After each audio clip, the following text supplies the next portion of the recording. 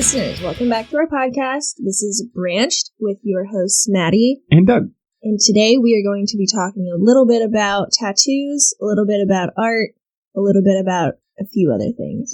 Stuff. You know, what the degenerates are into these days. What are degenerates into these days? Snapchat? TikTok, I think. Oh my god. If you like TikTok, fuck you. Right? Fuck you. I'm a barista, and do you know how often I get kids in the store who have learned about some weird Starbucks drink that somebody made up because of TikTok? And then I make it for them, but I make a little bit extra so I can try it, and they're all terrible. They're awful. I feel like TikTok is like the social influencer annoying cousin of Vine. It is exactly that, but like for a younger, more annoying audience. Yeah. And Vine was pretty young and annoying. Vine was young and annoying when I was still young and annoying. Right? I loved Vine, but I'm just annoying. Maybe we're just bitter now. I think if you listen to all of our podcasts and try to come up with a few ongoing themes, bitterness is prevalent. Bitterness, cynicalness, egoism. I think cynicism is the word. What did I say? Cynicalness. Oh my god. This is going to be a great podcast, folks. Maddie's hungover. Do I tell them that? Yeah. Okay. Yeah. Maddie had a lot of wine. Maddie did have a lot of wine. Yeah, now we're here. So, this morning I had to go to McDonald's because Doug needed coffee, I needed hangover food, and I'm broke because I spent all my money on tattoos. So why don't we talk about that? That's a decent transition. Yeah, why don't we talk about that? Let's talk about tattoos. I was trying to count them yesterday and I miscounted because I was drunk. And so I was like, Is that what you do when you're drunk? Count my tattoos? Hey guys, let's see how many tattoos I have. See how many more I can have by the end of the night. So I was talking about it because somebody had asked me before, what's your favorite tattoo? And I'm really lucky I love all of my tattoos. And so I was going through them, and I was like, wait, so I have 1, 2, 3, 7. I have 7 tattoos, which is completely inaccurate. Okay. I have 9 tattoos. You have 9 tattoos? 9 tattoos. I'm so annoyed. Let me tell you why I'm annoyed. Because I remember when you got your first tattoo. Right. That was not that long ago. No, it was less than a year ago. No, it was a year ago. My first tattoo I got 11 years ago, and I have 6. Mm-hmm. They're addictive. They are. We could talk about the addictiveness of tattoos. I think that you need to go to a group. You need to go to a meeting, Maddy. Well, that was the other thing, too, that we were talking about the other day, was that I do have an addictive personality, and so that has come out in my tattooing extravaganza. They really are. I used to scoff at people, and they're like, oh my god, tattoos are so addicting. First of all, it's addictive. I might edit that whole thing out. Second of all, it's just it seems dumb. It seems like a dumb thing to say, but really, I don't know a single person that after they got their first one wasn't like, I want another. Right, exactly. It happens. The reason that I have so many, I have an addictive personality, so it's partly my fault for not checking myself, but it's also partly Doug's fault. Because he told me, I got my first tattoo, and I was like, wow, this was really cool. I'm totally going to get another one at some point. And then I go into work one day when you and I still work together, to you and Kayla being like, well, today's Friday the 13th, let's go get tattoos. So wait, which one's your Friday the 13th tattoo? That's these 2. Oh, I have 2 lavender. No, they're lavender. Get it right, Doug. You really like the breadbasket of America. Oh my god, I love it so much. I don't think I was even talking into my mic right then. What is happening? It's picking us up. It is picking us up. So, we'll just jump into it. So I'll describe them. I have all black and gray tattoos. Mm-hmm. The first one I got is a B on my elbow with the word sweet underneath it. So my first tattoo was a pun. Mm-hmm. Because I'm so funny. So it's Be Sweet. And then the second and third tattoo that I got were the 2 lavender plants under my collarbones on Friday the 13th, which they were on sale, $40 for both. Pretty good deal. I think I just burped and I might pick it up. And then my tattoo after that, I have a matching one with my mom.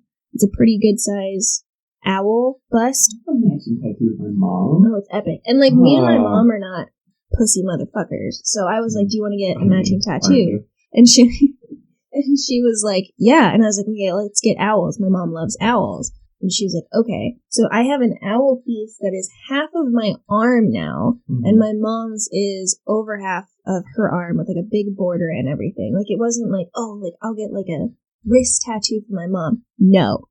It was intense. Yeah, it's a big one. Like, I'm looking at it right now. Yeah. It's a good size. It's a good size tattoo. And then from there, I got, again on sale, I got a good deal. So I have vines that go over my hips. So there's one on either side. And then I have one across the left side of my rib cage. And that's another vine. Yeah. You have more. You have this one too. And then, oh yeah, most recently there was another sale. So I have a sunflower now on the inside of my right arm.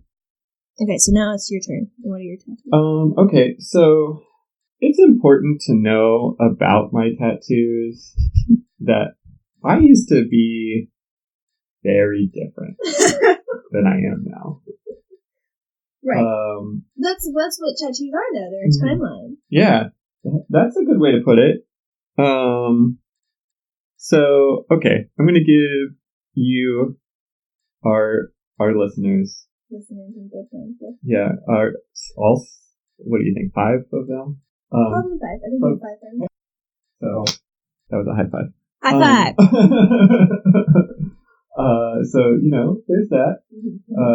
I flirt my way into our subscribers. So my tattoos, what's important to know is I used to be, heavily involved in the church. I actually was a youth minister for a while, which is really funny because all of this, obviously when I came out, I kind of came to terms with a lot, and I decided that the church wasn't for me. If it is for you, that's not my business. But it just wasn't for me. But I have a lot of tattoos that I got during that time that are thematic of that. I also used to be married to a woman. It didn't work out. And I have a tattoo that is actually thematic of that as well. And you guys are getting the unvarnished truth of that, because now when people ask, I lie.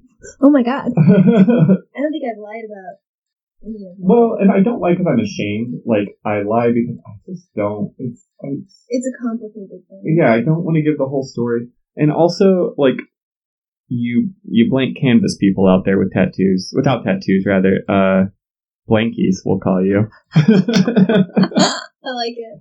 I love it. We both love and hate when you ask us what our tattoos mean. Right. I have no direction on that for you. It's going to be a mixed bag of answers. Yeah. I can be like, oh, I have this bee for my grandma, I have this owl for my mom. And it's very sweet. And then I have vines in my hips that they're hot. Yeah. Hips are a sexy place to get tattoos, not mine, because they're so fucking bony. Oh my god, that's what you think. They're like, I'm going to get a tattoo in the elephant graveyard from the Lion King. Oh, by the way, guys, we were just definitely like pulling down our pants and showing each other our hips. Like, look at them!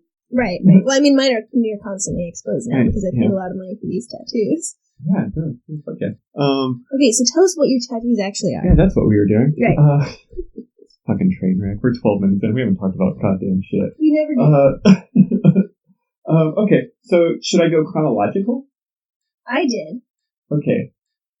So my first one I got when I was 18, and it's just a tree. It's probably my least favorite tattoo. I mean, I like it, but it is the least like what I brought in for them to do. Because it was supposed to be like this kind of cool, like ethereal looking like tree with mostly branches with like kind of almost like watercolor leaves. That is not. It's just a tree. It's a tree, and that actually is symbolic of life for me. And that's something I still like and still hold true, because, like a tree, you're always growing, you're always changing. Right. You start off as something small and just straight. And just a very small representation of what you'll become. And I really like that. Mm-hmm. So I still like the meaning behind that one. The next one that I got on my wrist It's Arabic script, and either says what I think it says, which is God is love. Again, from that period of my life, but I think it's still a good sort of sentiment.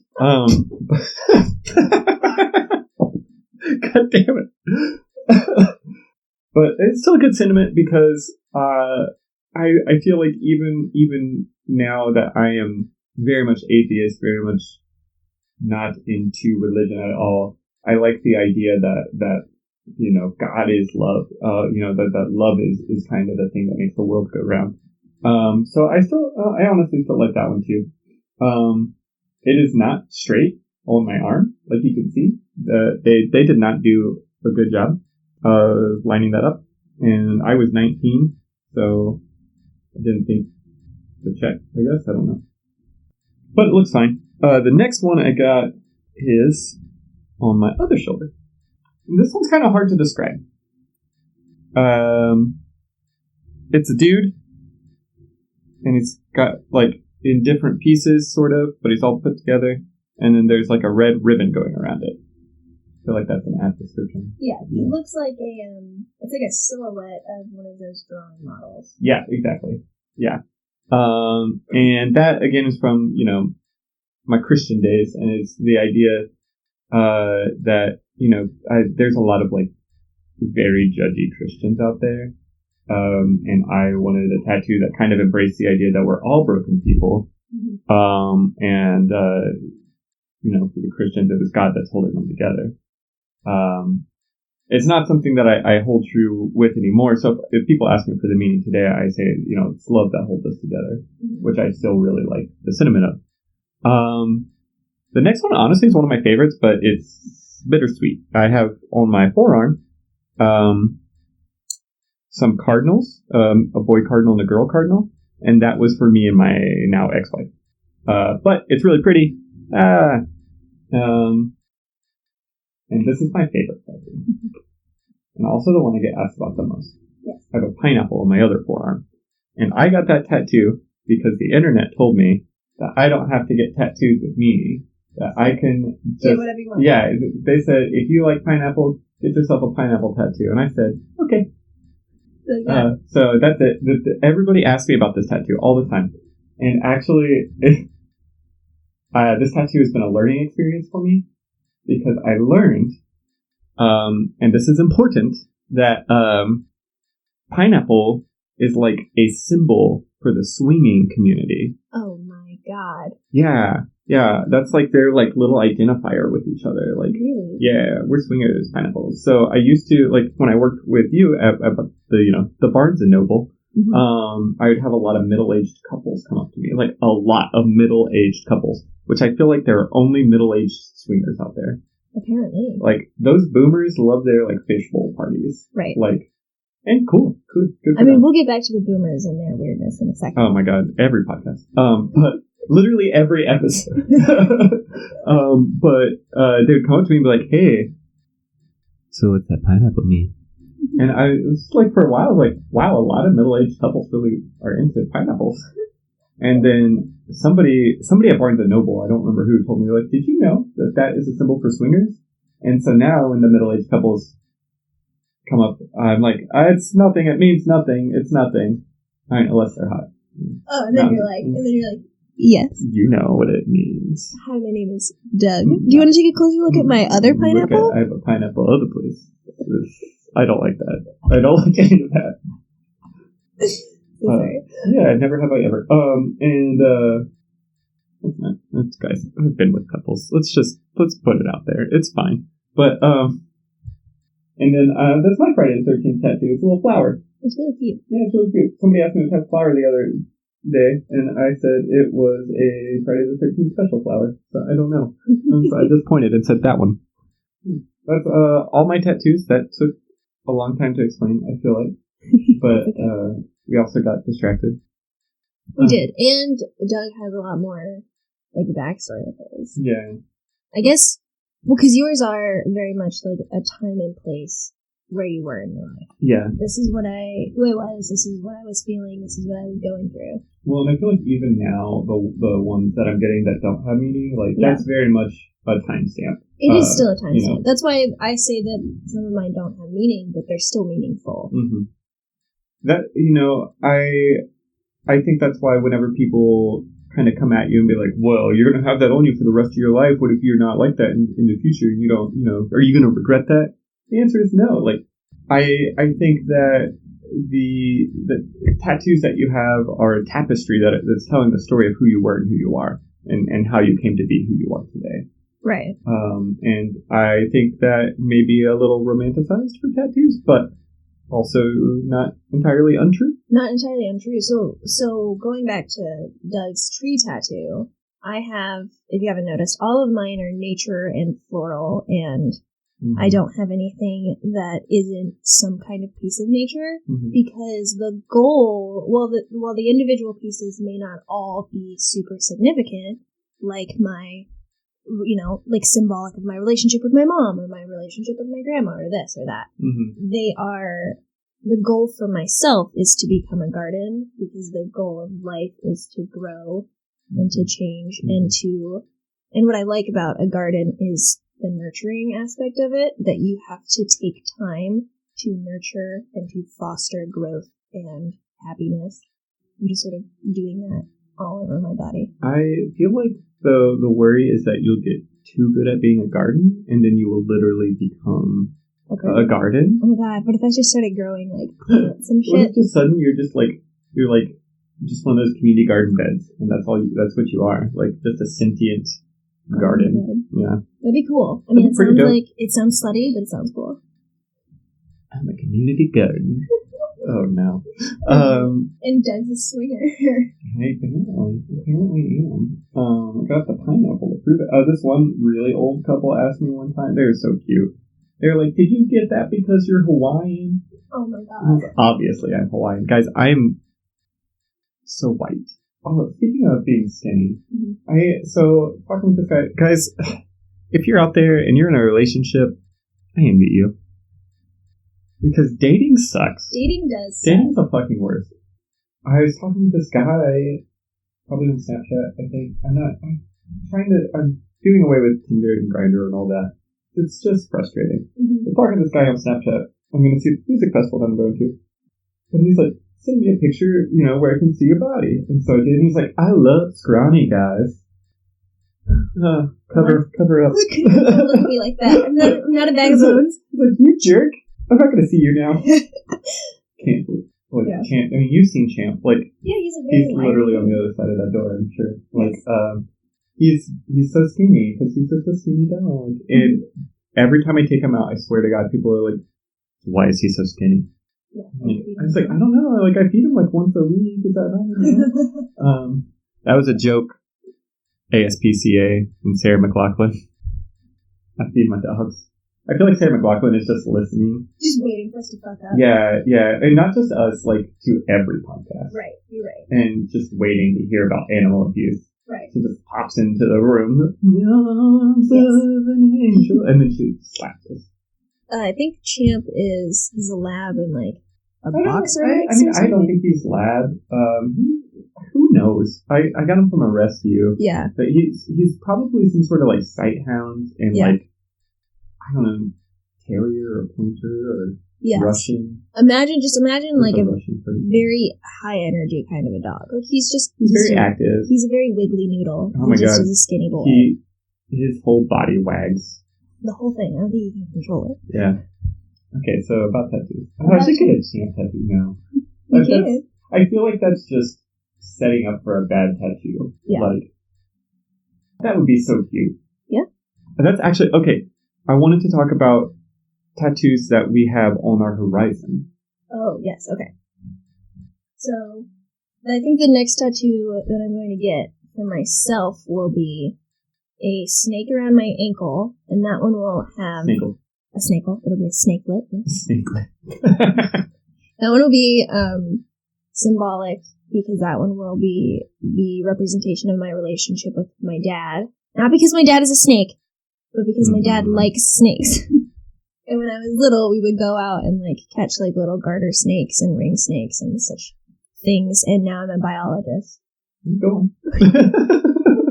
So that's the one that I want to get next. And then I also need to get something on my right deltoid. So the owl is on my left deltoid. I've left space with my other 2 tattoos for something on my right deltoid.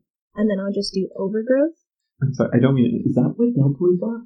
Yes. It's oh my god. I've always wondered. Okay, so for anybody who doesn't know, look at your arm. You're okay. When you flex your arm, that bicep. Nothing happened. When you flex your arm, the muscle that you see is your bicep. So that's where my sunflower is. And then on the back is your tricep. That's where the V is. And then your deltoid is your big chunky shoulder muscle. So when I'm looking at my arm, and I just need to look for the flower and the V. Actually, I have a flower on my bicep. Well, I'm trying to make them see where mine are so that they can. Hopefully, somebody will hit me back with this is what you should get on your deltoid, because I have no idea. Please help. Oh, so just no idea what's going on the deltoid then? Yeah, well, I was gonna get the bust of Amelia Earhart. Actually, there's just this really cool, not because of her specifically, but because it was a really cool print that this tattoo artist in Kansas City has that I love, and it would be really fitting. Amelia Earhart was born 100 years and a day before I was, and she's a really badass lady of history, so why not? But I've since kind of thought against that. That's kind of cool. But can you get Amy Adams as Amelia Earhart in Night at the Museum too? Yes. Yeah. I think that's better. Man, I was not sure I was going to be able to pull out that whole reference. So what are your next tattoos? Okay, so my tattoos have moved down the line, like timeline-wise, from really meaningful to not. Mm-hmm. And now I'm really stuck on, like, fun/funny. Yeah. So one that I'm getting with a friend of mine, and we're both getting, like, probably, like, life-size, black and white, real-looking bees on our knees. Oh, fuck yeah. Yeah, because we're the bee's knees. We're the bee's knees? Yeah, I love it. So, there's that one. Sometime before the end of the year, I'm trying to, pin him down with that. And then another one, and, oh god, actually, so I have 2 more that I want to get this year. And there's another Friday the 13th in September, so I'll probably get a Friday the 13th special too. Mm-hmm. But these 2 that I want to get, one I'm very excited about. I don't know which one I'm more excited about. Okay. He's just excited. Stumbling over my words here. This is a train wreck of a podcast episode. We say that every episode. Yeah, but then we go back and listen and we like it. You would let me get like a little sappy here for a second. Yeah. I'm okay with this podcast being kind of a shit show because we talk about things that I feel like are relevant and good, and we do it in a way that's real. Like, neither of us are sitting here pretending to be something that we're not. Because there's a right way and there's a wrong way to talk about things, and especially heavy things. We do get into heavier issues. Yeah. And that is, I can come at this from my experiences and what I know, and I know that there is more out in the world, but this is what my perspective is. Yeah. And we are in no way experts on anything. I mean, on most things. He means most things. We're experts on everything. Absolutely. That's what I meant. Yeah.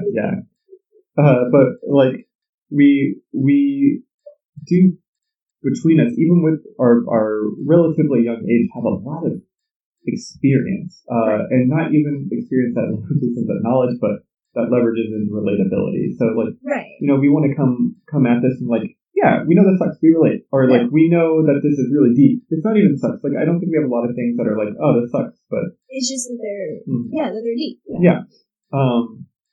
Okay, so but my next 2 tattoos. Yes. That was a cute little aside. That was nice. That was a cute little aside. But my next 2 tattoos, I don't know which one I'm more excited for. Mm-hmm.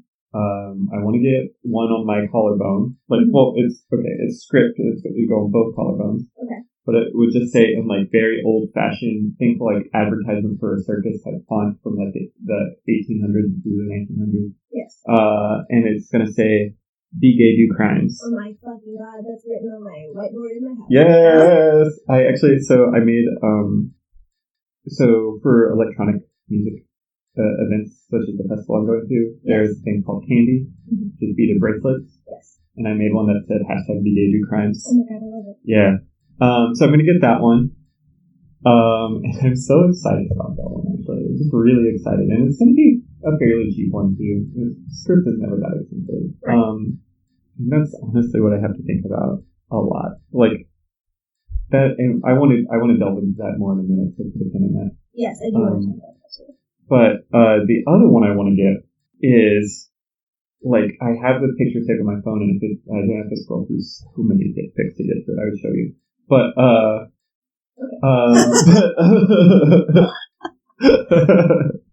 but it's this cartoon T-Rex with two grabbers in his hand, and it just says in like very comic booky font, "Unstoppable," and it's got this look of like joy on his face. Right, because now he can do it. He can do anything. He can do anything. He is unstoppable. So I want that as well. Okay. So I'm moving a lot into the fun, dumb tattoos. Yes, the fun, dumb tattoo that I've always wanted to get, because I guess there's only one, would be I want to get a peach on my butt. That's cute. Just a little one. Speaking of butt tattoos, we saw a good one in preparation for this episode. We did?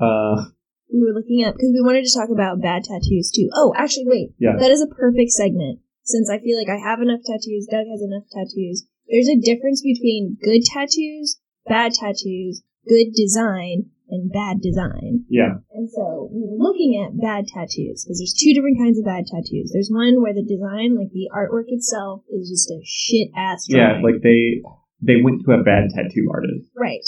Like the artist, like he was just not a good artist. Or she, whoever they went to. And then the other kind of bad tattoo, which I find personally more egregious, is when the quality of the tattoo is terrible. Like the ink has lifted, they didn't pack enough in, or it just does not look right. It's scarred because they went like too deep and then it just bled everywhere. Both of those, by the way, you're not a victim if you get those bad tattoos, because you should have done your research. Yes. Don't just walk into a tattoo shop, say, "Who's available?" and, like, do your research. But, yeah, I totally agree with you. Yeah. But the bad tattoo we saw, it was kind of both of those, and also a terrible idea. Yes. Like, that's the third type of bad tattoo. You're all fucking dumb. Bad. Yeah. And your ideas are dumb, and you should be separated from the general population. We can weed people out. Yeah. We're overcrowded anyway. And so this tattoo we saw, that was a butt tattoo, had an arrow pointing right into the cheeks. And hold on, what did it say? It said, like, "This is where I poop," or something like that. "This is where I poo!" Exclamation point. Which you have to be There's something else there. Hold on. Belligerently drunk to think that that's cute. There's more. A poopy heart? Right next to it, this is just a Google image search. So if you just search Tattoo Fails 2019, you will see this, just a gem of a tattoo. Well, and then like right next to it is that human centipede. It's the human centipede, tattoo. yeah. I'm upset. I'm very upset. But so it's actually several tattoos. It's like a whole scene. Yeah, so you got the pretty typical one that is like the cartoon dude butt to mouth, and like shows like the line that goes through all of them.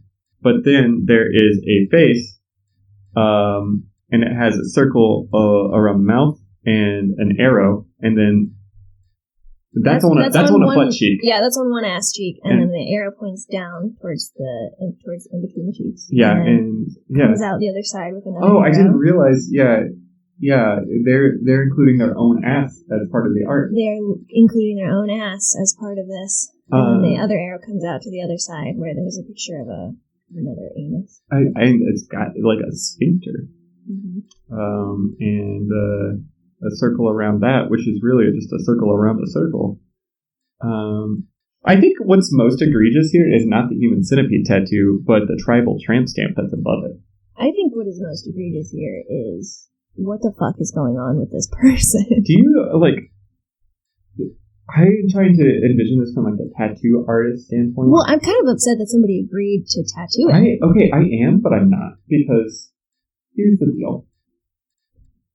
One of two reactions is acceptable. Either one of these are acceptable. One is, fuck you, no. Which is what humans would do.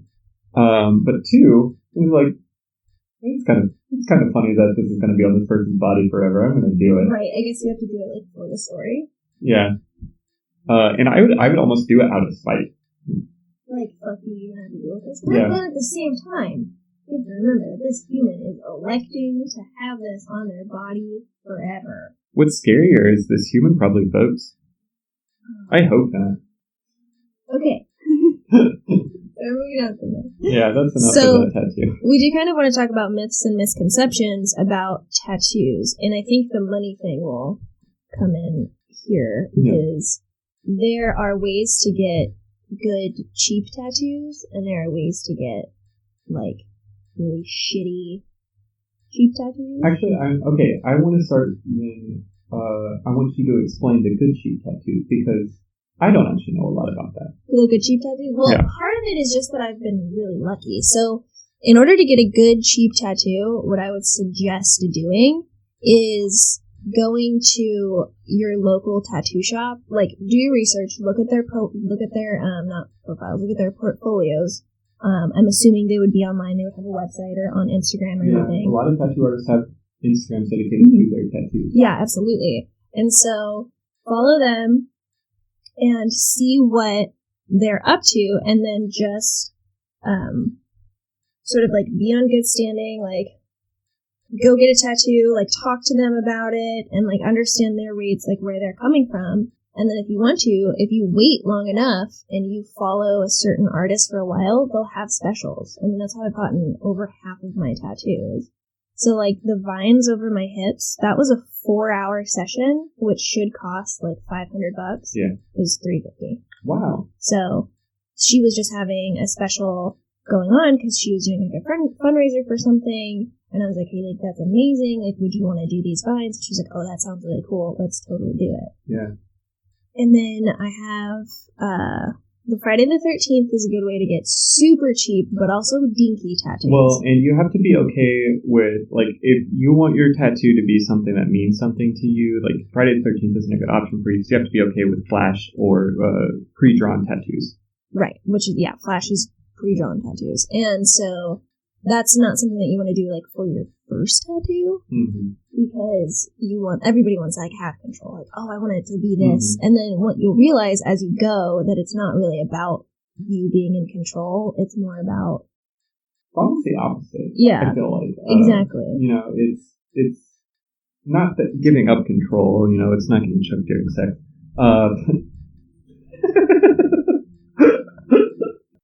Right, giving up control. Because you want to... What we mean is...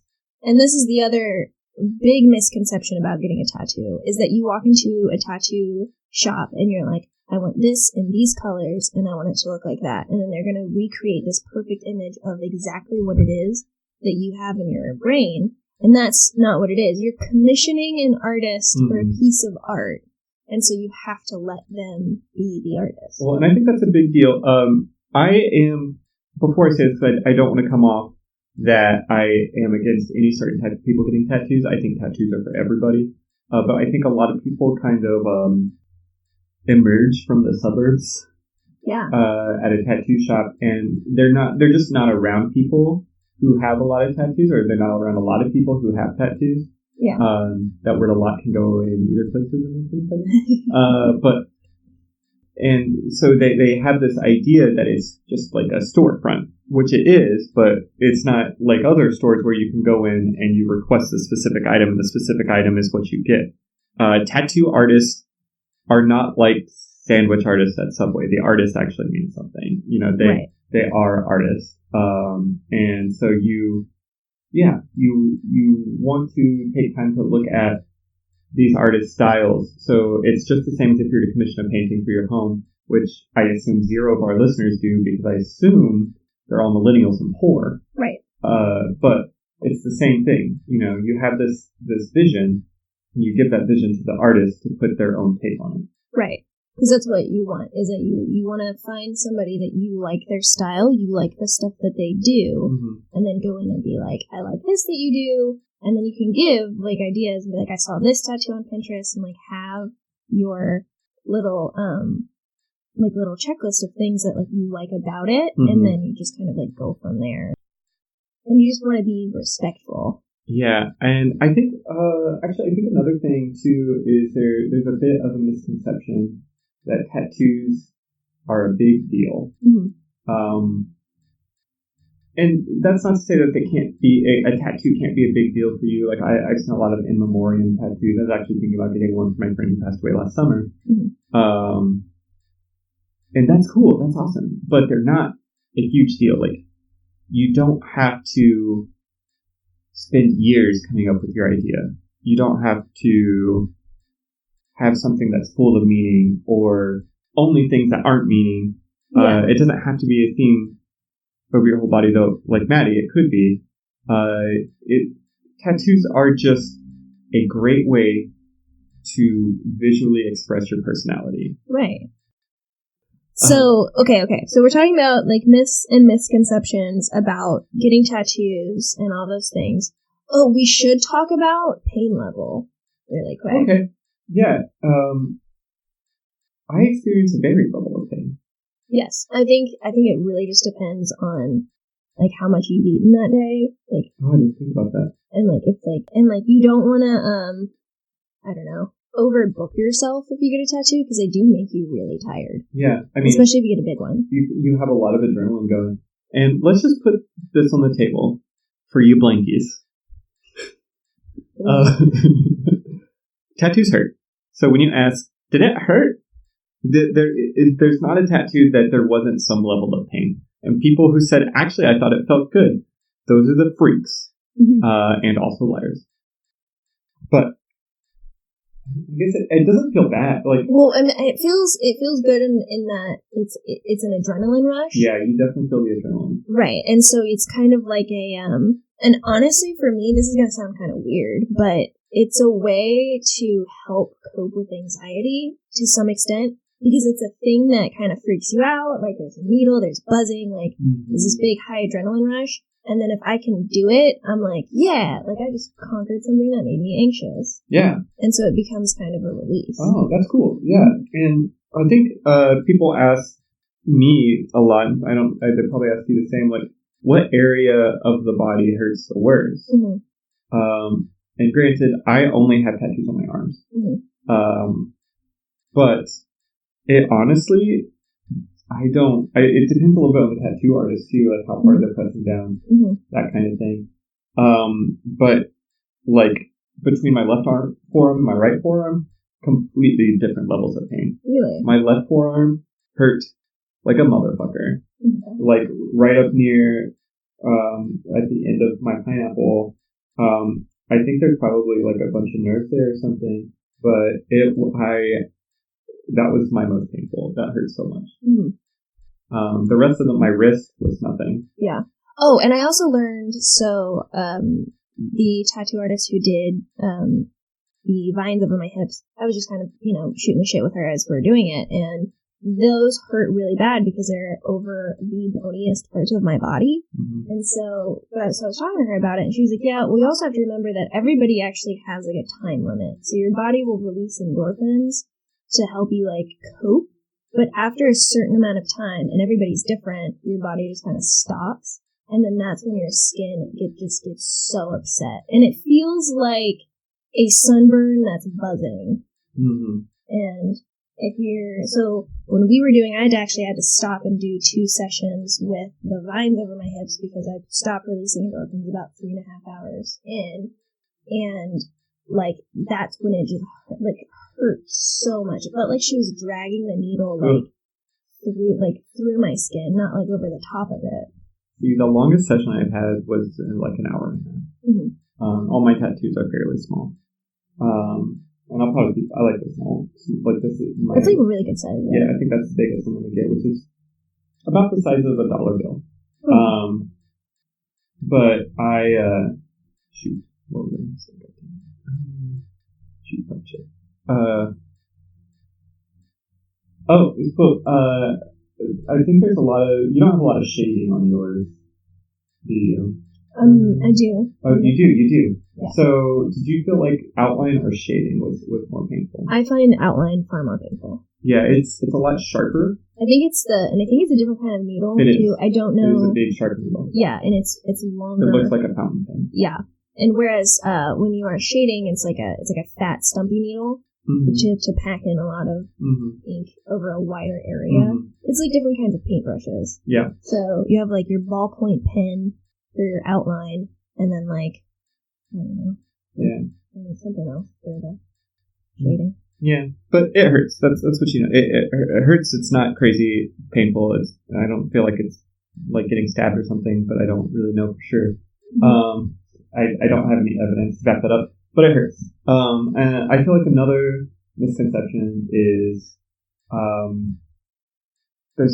feel like this weird idea that people go out and get drunk and get tattoos. But most tattooers will not tattoo you. Yeah, any tattoo artist who's any level of professional, will not do that. They will not. Or if you're visibly high or any kind of not sober, yeah, they're not gonna do it. Right. And so I was also talking to the same tattoo artist, and she sort of described to me as tattooing as like the last frontier of the wild, wild west. Wild, wild west? What? No, you want to try again? Wild, wild west. Why don't you do the whole sentence over? Okay.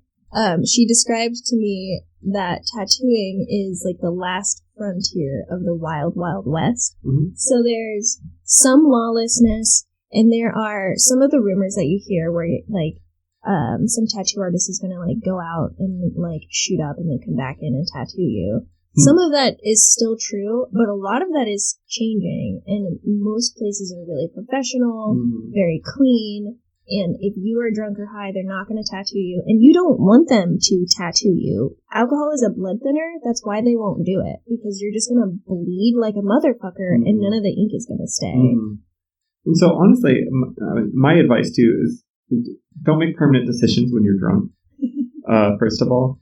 Right. That's just, or any kind of lit, just don't do it. But don't even have a couple drinks before, honestly. I get, like, the idea behind it, like, it might calm your nerves, you know, kind of dull the pain. But I did that with the one on my shoulder here, and I bled like a motherfucker. Yeah. Like, a lot. And I did not like that. Right, because it makes it harder for the ink to stay. And then you're just, like, sitting there with, like, a scarred tattoo. And I really had to work a lot with, like, moisturizer and things like that, because it was scarring.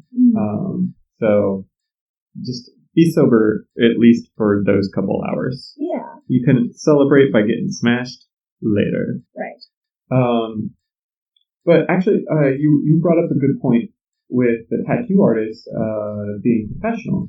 I think that's another thing, and kind of a good segue into something else that we had wanted to bring up, and that is sort of how tattoos are viewed in society now. Yeah. Tattoo artist is like the only job you can have outside of prison bitch, where you can have face tattoos and it'd be okay. Right. And I don't think prison bitch comes with a lot of like medical benefits. Well, actually it does. Yeah, actually, complete medical benefits. I mean, you get there's a doctor. And then you have kind of like a bodyguard, I guess, because you're somebody's bitch. Yeah, and you don't have to wait for referrals. I feel like. I don't know though. Maybe. I don't know. Maybe you do. Keep an eye out for a prison bitch episode. Prison listeners, can you inform us how that works? Just 17 emails saying it sucks. You're so wrong. But like, it's not a lot of professions out there. You can have visible tattoos like above your collarbone, right? Or on your hands. On your hands, yeah. Those are still no-go areas. But I've noticed it's changing a lot too. Yeah.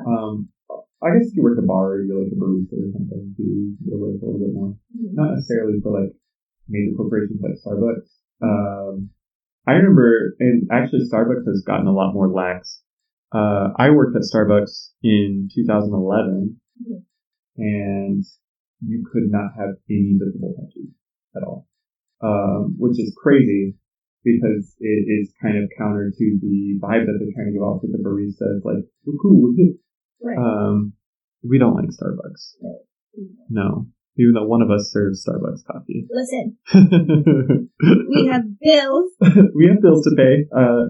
I'll sell my soul, to pay my bills. I'll sell my body.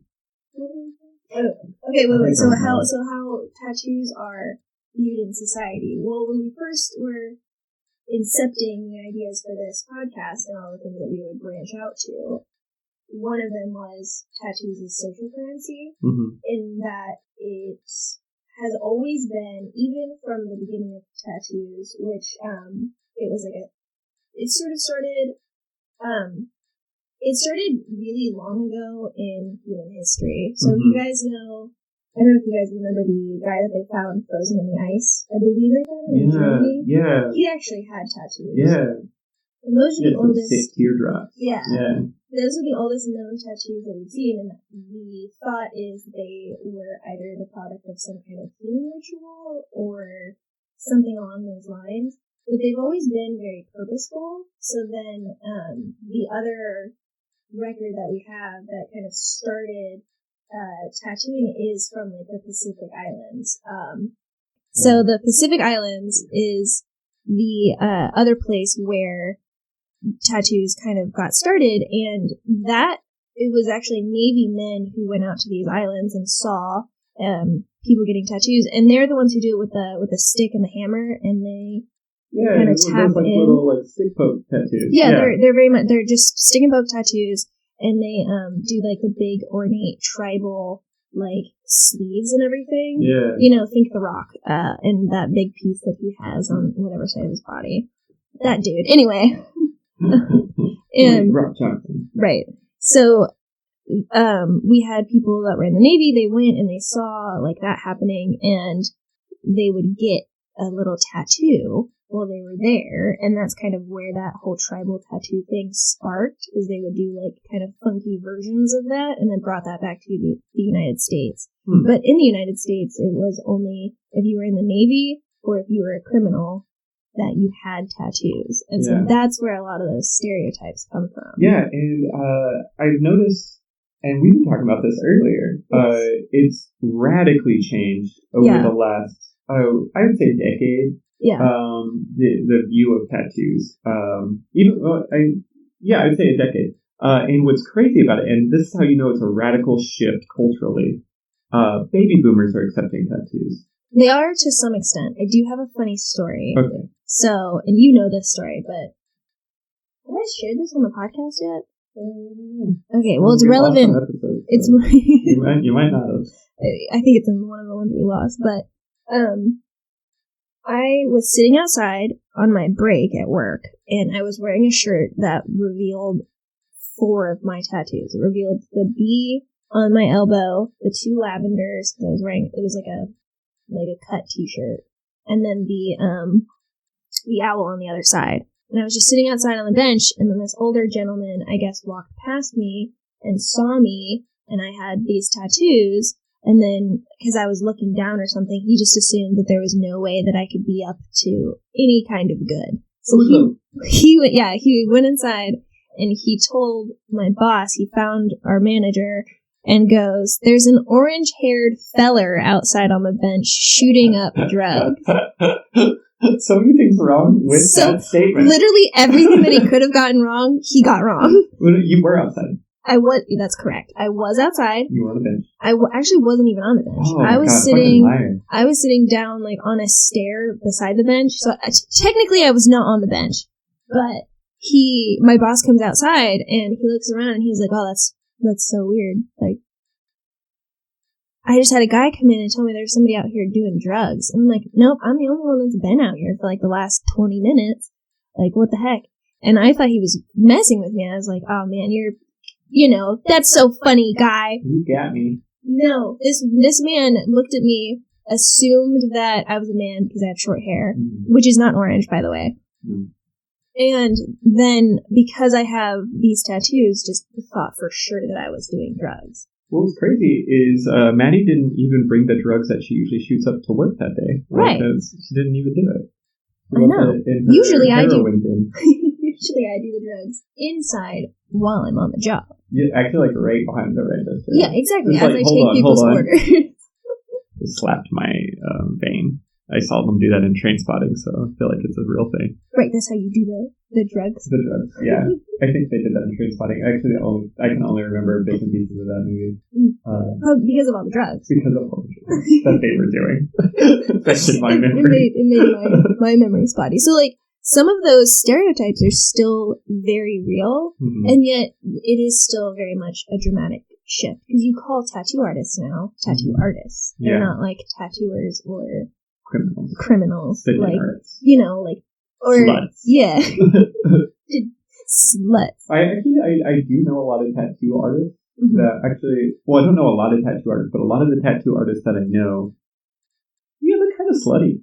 Yeah, good for them. I learned that, and there's just so many different facets of this culture. So you have to remember that it started out as something that you get in prison, and then you get it while you're in the military. So you have these two very different facets of society. Very rough facets. Yes, but on two total different social hierarchy ends. So, like, on one end, you have prisoners and criminals who are on the very, very bottom of the social hierarchy, and then you have these military guys, which throughout most of the 1900s was like the highest you can be. There's so much respect for you. Yeah. And then they come back with these tattoos. And so when those worlds like start blending and other people get involved, it just creates all sorts of wild things. Well, and so I remember what I was going to say. Okay, besides that story, but I think that man wasn't quite a boomer. I think he was probably older. Yeah, probably. Boomers being late 40s to early 60s at this point. They, as a whole, have come a long way. And that's insane because they are the group of people least likely to change their views on anything. Right. Ever. Stubborn motherfuckers. And I don't know what life did to them, what our grandparents did to them, but they do not change their minds. I'm talking about you, Mom. Yes, they're very stubborn. You already know. And I really hope that my mom listens to these podcasts. That made me really happy. Oh, I told my mom that I would give her the okay on certain episodes that she's allowed to listen to, and then which one she is not supposed to listen to. If my mom was going to be disappointed in me by now, she already would be. I guess that's true. But, right, Mom? I think about, okay, when I was in high school, which is over 10 years ago, crazy. Old. I did get out of bed this morning and literally go, my hip.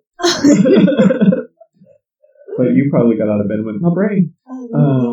But when I was in high school, my yearbook advisor, who was young, she was in her 20s, and just very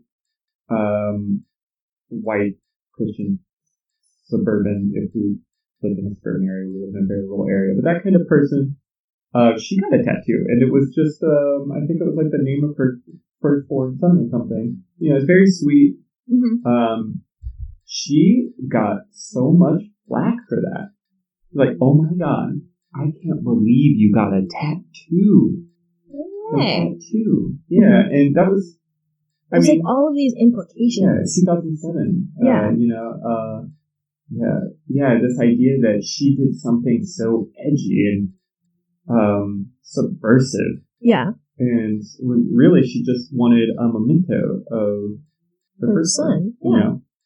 So take that, fast forward, to 2019. And that's kind of like, that's what you do. Yeah. I was about to say, that's like very much the norm, is to get something kind of commemorating your family. So it's been crazy how that has changed. And, it makes me think of, too, like, how other things in society that used to be, like, if you're talking about, it has made me think of how, when we talk about societal currency, mm-hmm. there's things like tattoos that used to be debits in societal currency. It used to be things that kind of took away from your standing that now are becoming more and more credits. sexual openness is another one. Right. And we're seeing that more with younger generations, with millennials and Gen Z, especially Gen Z. I want to take a moment and just say a lot of people like to shit on the youngest generation. Yeah. And we were earlier, Doug. Just so you know, with the TikToks. Okay. TikTok is different. If you use TikTok, I don't care how old you are. I hate you. I hate you and everything you stand for, and you might as well be Elon Musk to me. So, Generation Z. I think it's easy for us to forget the Tide Pods of our generations. Oh my God. Because we didn't have the YouTube to post on. Right.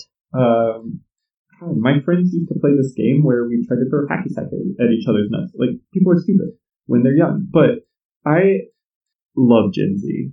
I absolutely love them. They give me so much hope for the future because never have I seen a more open and accepting generation, even compared to millennials. Right. This is a generation that has grown up embracing sex positivity, embracing some sort of, sexual subversity, like, non-conforming genders, transgender, and things like that, things that have before been real sticking points. That generation really gets it. And I see that a lot with sex positivity, which used to be, and still kind of is, a sort of detriment to your person if you were open sexually. Slut used to be a really terrible thing, and I think it's something that we're still struggling with accepting. Yeah. But that's something that, like tattoos, have become a lot more normalized. Yeah. And you can still almost wear them as, like, it is so much so for me a social currency in that it's a way to have a conversation with people now. It's a way to kind of draw people in to say, like, hey, what is that tattoo all about? Where did you get that done? I think this or that, or look at mine. Yeah. Kind of a thing. Yeah, it's gone in the opposite spectrum, like where it used to be, this is a good way to get people to not really speak to you. Right. It's gone to the other end of the spectrum. Sometimes people talk too much about your tattoos to you. Like, yes. Oh, and I guess to circle all the way back to way earlier, blankies. A good rule of thumb, if you see a person at their workplace and they are working, that is not the time to ask the story behind their tattoos. You can, if it's like a quick question, I can take like oh hey, like I like your tattoo, where'd you get that done? Yeah, that's fine, but don't ask what's the meaning behind it. Don't ask, Yeah. We just don't have time. It's just layered, like. Yeah, we don't have time to have that conversation. We also don't know you. So, like, actually, I know we're kind of jumping all over the place this episode, so I really appreciate the one or two of you that's still listening at this point. But that's another kind of thing about tattoos, the kind of a misconception is just because we have a visual medium to kind of display our personality, that does not mean we're getting the tattoo for you. Yeah. It actually is the opposite. And so, no, I don't have to explain my tattoo to you. Right. Because it's not for you. Just because you can see it does not mean it's yours. Not saying that I don't want to, but I don't owe that to you. Right. And if you don't like, so that's why, well, let's circle back to bad tattoos too. Because if you don't like somebody's tattoo, there's a difference between not liking something because they have a shitty quality tattoo versus I just don't like that design because it isn't what you would want. Like, all of mine are very heavy black ink. And a guy came up to me one day and said, hey, I really like your tattoos. And he was like, it's so wild to see people have, like, good quality tattoos. And I'm like, yeah, I really like it when people have really nice tattoos and take care of them and all that. And I hated his sleeve. The whole thing was done in gray wash, and I just couldn't stand it. Like, I was like, I am so happy that you are happy with your tattoo. And I think that your tattoo artist did a good job doing it. But for me, that looks terrible. Yeah. Actually, that brings up a great point. And this is just a PSA for everybody. If somebody has a tattoo and you don't like it, I don't care if it is the most horrible tattoo ever known to man, or if, God forbid, it has a spelling error. Yeah. Just please take your tattoos before you get, like, they show it to you. Just check. Yeah. Check the spelling. Do a quick Google. But if you don't like it, if it's terrible, whatever, remember that it's a part of their body now. Yeah, and it's a timestamp of where they were in their life when they got it. So, I think that everybody in 2019 needs to be a little more kind. We're living in the end times, so the least we can do is be nice to each other about it. But I think we need to be more kind in 2019.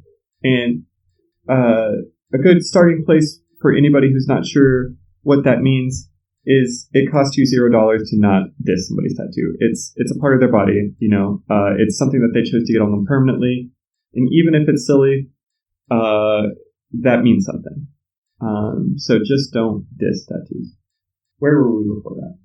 But I like where we're going with this because it used to be like this symbol of hardness. And in a different interview that I had with a different tattoo artist in Kansas City, he sort of missed that because he started tattooing in the 90s. And he was like, this used to be a way of showing my independence, of my individuality, of, like a fuck you to the man. And now he's a little upset because the social currency has changed so much that, like, it's a way in now. And so it's just kind of funny that there's more than one perspective on it. Like, there's, like, it is still to me an individuality thing.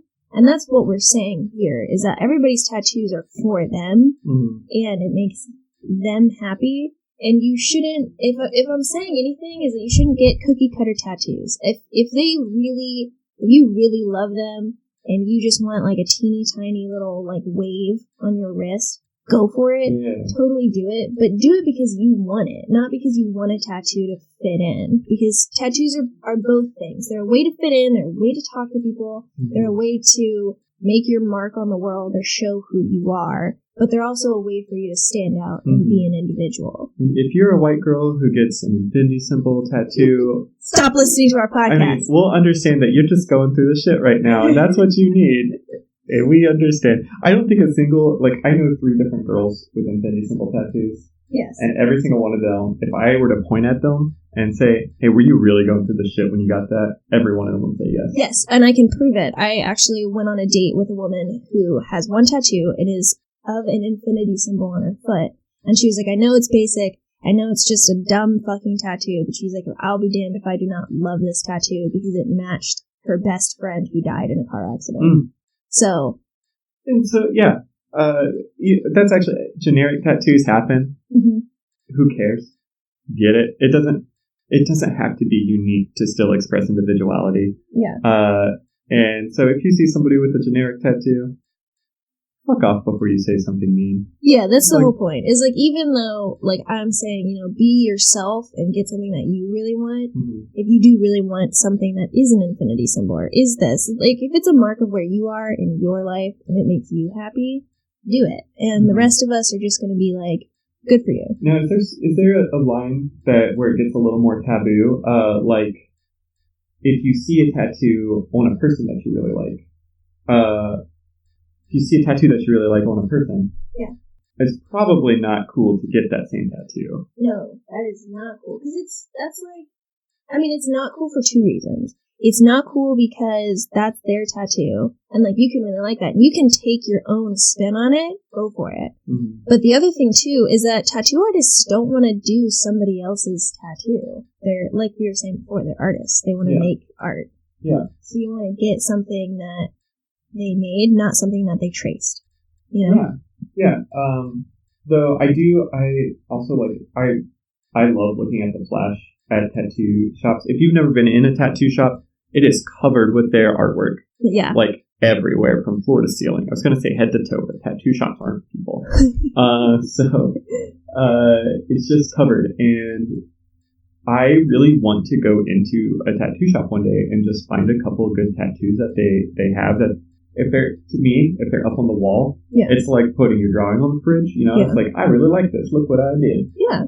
And I want to do that. I'm like, I just want to be like, I want a tattoo that obviously you were so proud of that you put it on the wall. Yeah, that's so regular. The woman who did the vines over my hips, she had this print of Amelia Earhart, and she thinks it's really awesome, and I really like the way that she did it. And so it wasn't like, I want to get Amelia Earhart. It was more like, that's a really cool piece of art that somebody made. Mm-hmm. And I would consider putting that on my body. Yeah, and I think that that's kind of the workaround around the taboo of, like, if you see a tattoo that somebody already has. Because the truth is, I mean, not 100% of the time, because I have watched tattoo artists just sketch out things for the wall. Mm-hmm. But very likely, if there is a piece of flash in a tattoo shop, somebody has that on their body already. Mm-hmm. But that's okay, because it's not like you saw it on someone's chest or something and thought, I'm gonna get that. Right. It's kind of that's the point of it being up on the wall. I have often wondered if there are tattoos on my body that have ended up being flash, mm-hmm. And now other people are walking around with these same tattoos. And if I find them, I have options. I feel like I either form like a secret society where that's the entrance of suitors. Maybe. So this one probably is on people's bodies. You know, but like if somebody's walking around with a cardinal, just like that's our signal to each other. Or I make like a Thunderdome, mm-hmm. you know, and then it's a 2-man enter 1-man leave sort of situation. Yes, no, I love this. Yeah, I think that's the move. I think you're right. Yeah, absolutely. That's the best move. And a Thunderdome is a great place for tattoos because mm-hmm. it brings back the old school individuality, fuck the man. Very subversive punk survival, rock. Yeah, punk rock kind of a thing with the new age.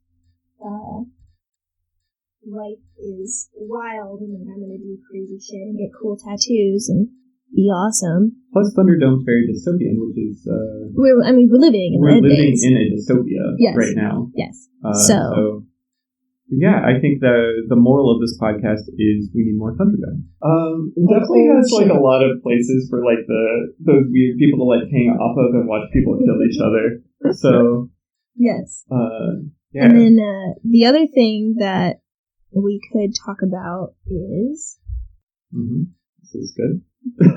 So we were talking about social currency, and what if we can now move into our second to last point, which is how we view art. Look at my lab. We actually do have points on this podcast. Yes, we do. We've been talking about tattoos as social currency, as a way to express your individuality, and all of these different pieces, because that's what tattoos are. Tattoos are an amalgam of so many different things, and so many different cultures, and so many different places and times in human history, that it becomes like just an ever-changing art form. And so what we were going to talk about for our next point is just how we view art in general these days. Yeah, and kind of compared to how it used to be. So one of my favorite shows of all time is 30 Rock. Yeah. I assume you watched it. Yes. Yeah. And Alec Baldwin's character on there talked about art. It's like, there is no good art anymore. Everybody knows that art is just pictures of men riding horses. Yes. And I think that still holds true today. Yes. Yeah, absolutely. It's the only real art. It's the only real art. Well, and it's just wild because I began my life, my career aspirations wanting to be an artist. I wanted to be an illustrator, so I have very strong opinions about dumb things like brushstroke length and colors and pink in general. It's an accent color. It should not be used as the main focal point of any kind of piece. It's an accent color. Anyway. Okay. We'll agree to disagree there. I feel like it makes other things deeper, but it cannot sustain. It depends on your medium. So it's always very interesting to me to see how other people view art, and it is very much a generational thing. Like we were saying, like boomers and millennials think of different things as art, but there's a concept called high versus low art. Okay. And high art is like stuff that hangs in museums. It's a very flowery paintings, from the early 1800s of people's families. It's now, does contemporary art fit in there at all? Contemporary art fits. Contemporary art is where it gets a little bit different, because what happens in the art world is people do one thing for a while, and then somebody's like, I'm bored with this, let's do something else. And so we keep moving, and different things become high art and different things become low art. Or pop art, which is what Andy Warhol did, which does hang in museums, was considered low art for the longest time because it's a picture of a fucking soup can. But it's cool. But it's subversive because it shouldn't work as high art, but then everybody lost their shit over it. And so tattoos have always been like a very low art form. And now it's different because we say tattoo artists. We don't say like tattooers or like, that tat guy. And they are very much people who make art, and they just happen to tattoo it on human people. Yeah, so I actually, I'm not like in any way classically trained as like an art critic. I am. I'm very, very qualified. But I love how broad of a term art is now. Yeah. So I think I showed you some pictures of what I did yesterday. Yes. I kind of learned a little bit about that. It used to be a little bit more of a fad, but like kind of like the spacey spray paint art where you're doing like multiple layers and you kind of like scrapes and stuff. And, I made that and it was amazing. And that is art. Living in Kansas City, and there are definitely other cities like this, but I think it's more in Kansas City than other cities. There's spray paint art everywhere. Very much murals. We even have an alley in our Crossroads district called Graffiti Alley, and it's where graffiti artists, which that's another thing that's kind of changed in art over the years. Like, yes. Graffiti is now a definite art form, and I'm 100% here for it. But Graffiti Alley is a place where graffiti artists can go and make graffiti art. Video games now include a lot of digital artistry. Yeah. And it's just so broad of a spectrum, whereas before, even if you did mixed media, sometimes people look down at your nose. Even if you did like mixed media art, people look down their noses at you and they're like, okay, that's cool, your little collage, but that's not art. Right. Where now it's a visual creative outlet. It's art. Yeah. And some people still even look down their noses at that, but those people I feel like wrong. I feel like they're wrong. Yeah. Because art is nothing more than just a creative expression. Right. And so I love that it's become a more open and accepting place. Yeah. And I think that broadness of it and the ascension of some of these what would have been lower art to a higher place in the eyes of society, which is probably the product of technology bringing us closer to it, and like Banksy making graffiti art important and relevant, and to say things about what is going on in the world today, where we started to realize like, oh yeah, art is like our way to express what life is like right now for us. This is how we see the world. And tattoos, it's the same way. And so now you can go on Instagram and find any number of real and very talented tattoo artists just in and around your city, in and around the world. Like, I know of a few tattoo artists who live in Italy who make crazy weird monster ink splash prints and tattoo those on people. That's cool. And so, like, I could go to Italy and get one of those if I wasn't a millennial and poor. But I could go to LA and go to, like, one of the people who was on, like, or in, like, Inked magazine or something like that. And be like, that's really cool what you are doing. I really respect it. Here is my thigh. Put something cool on it. My thigh is your canvas. Yes, exactly. And so the technology thing, I think, has completely changed it, and probably what's given way to that higher level of professionalism. Because now you don't have to go down to the dark, seedy alleyways to get a tattoo or be in prison. I would like to. Not be in prison. What? Sometimes I fantasize about being in prison because... Why? You don't have to pay for food. You get a free place to live. Welcome to the Thunderdome. I probably know Banksy. I might be Banksy. I don't know. Wouldn't that be a plot twist? Large tracts of time. But maybe while I'm doing crack, I become Banksy. Maybe. Well, here's the thing, guys. I don't know if because we do this on purpose. This is, we're subverting your expectations by playing into the stereotypes of people who have tattoos. So we make a lot of these doing drug references. We don't even have tattoos. But we were talking about how technology affects the tattoo. Yes. It honestly, like, to tie into what we were also talking about, it affects the art industry as a whole. Yes. I honestly can't even remember how artists got the word out about their art before Instagram. That's true. And before Facebook. It was all word of mouth. Mm-hmm. And especially with tattoos, because it was so under... It's crazy to think about, like, because now I'm just so ingrained in city life that, and in a city that's very artistic, it's hard to think about. There really wasn't a lot of art, and art that we did have involved, like, cowboys and Indians. I'm not even lying to you. Or it was all dudes on horses. Cows. Yeah, it's all dudes on horses. So that's all art is. Dudes on horses. That's like maybe my next tattoo. It's just a dude on a horse. Dude on a horse. And you could do dude on a horse jumping over your bony ass hip. And then just the words dudes on horses. Yes. It just has revolutionized the game. Mm-hmm. And I mean, social media, like, that's what I do with one of the many things I do for money, is manage social media for businesses. I picked up a one for this, like, queer punk band. Yeah. I'm so excited about. That's social media has just revolutionized how marketing is done in general, but even more so for the visual mediums of tattoo, of art.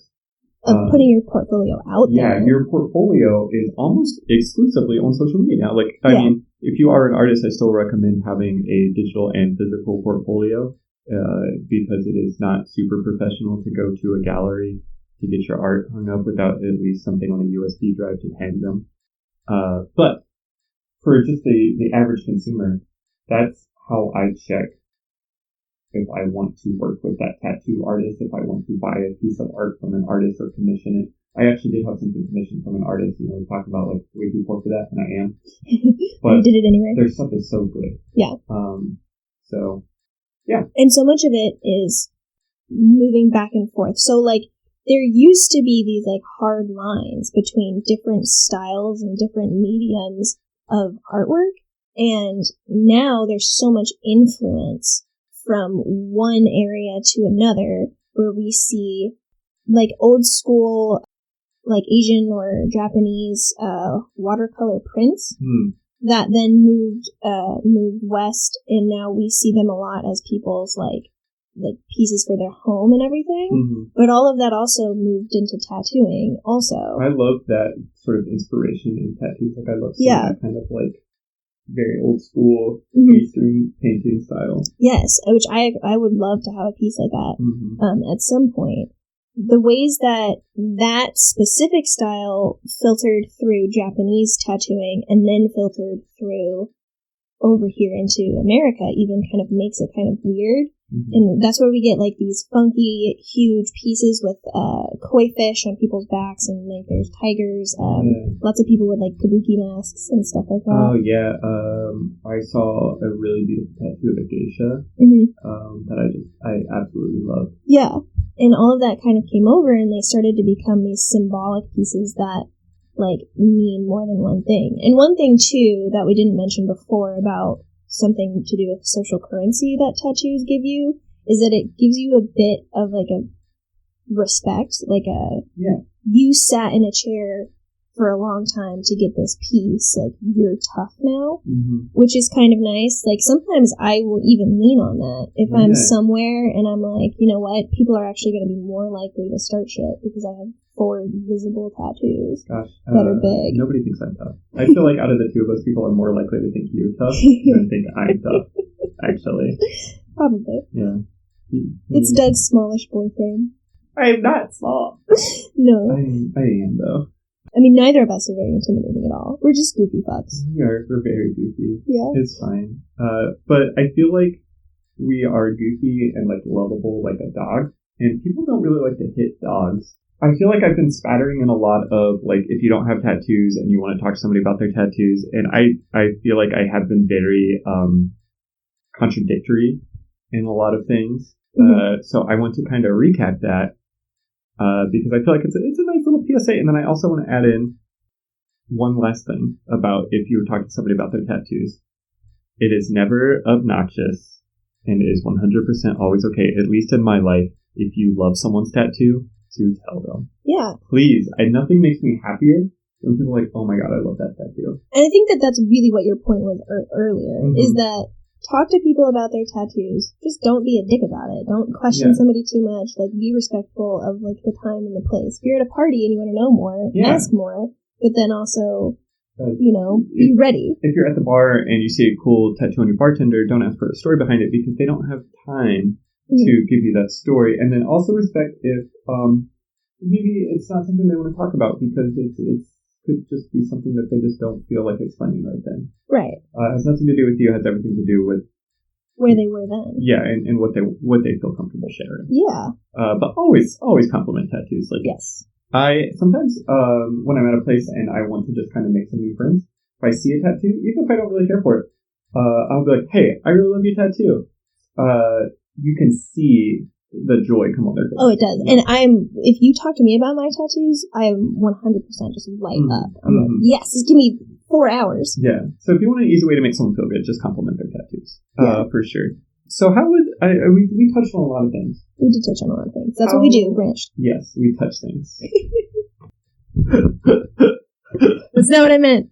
So how I would recap it is I would say that tattoos have a long and very diverse history. They've been a part of human culture for a very, very, very, very long time.